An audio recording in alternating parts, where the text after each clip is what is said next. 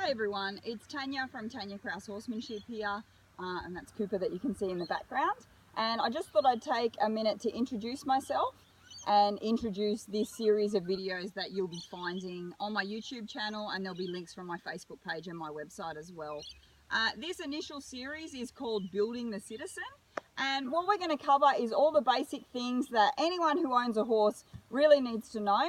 And some videos will be tips or do's and don'ts, and some videos will be training videos on how to actually teach your horse to do something. So we're going to be covering all the things that I believe make a good citizen out of your horse. So keeping a good safe distance from you, being able to be led, being able to be floated, worming, picking up the feet, all of those things that we need to do on a semi-regular basis to take good care of our horses.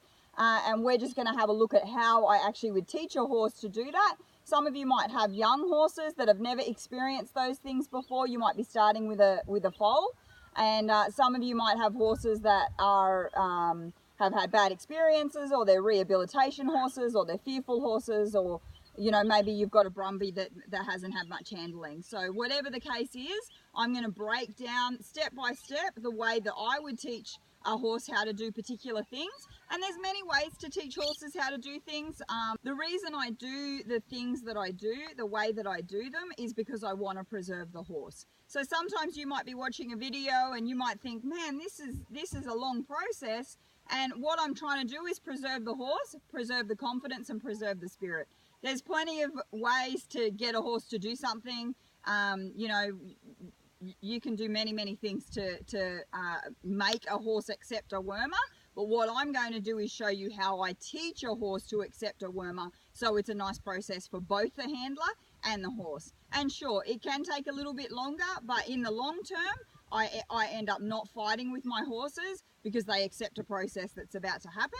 And they're confident in knowing that I'm not going to hurt them, I'm not going to do anything to them negative, and we get along pretty well. So what I'm going to do, I'm just chuckling because Cooper's here in the background.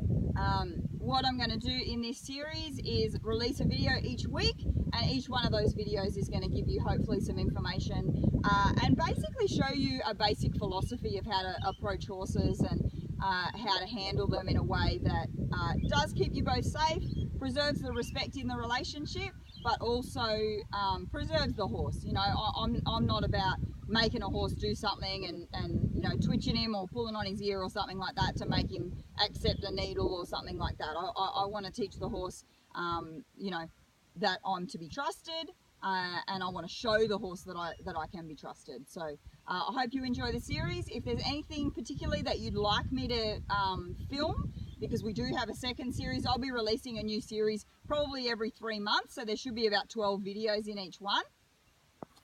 Some may be shorter, some may be longer, we really don't know at this point. But if there's anything particularly that you'd like to see me cover in the sessions with Tanya, then by all means touch base with me on social media or my email. You can go ahead to my website, horsemanshipforperformance.com, and you'll find most of my contact details there. Thanks for watching, and hit subscribe so you don't miss any.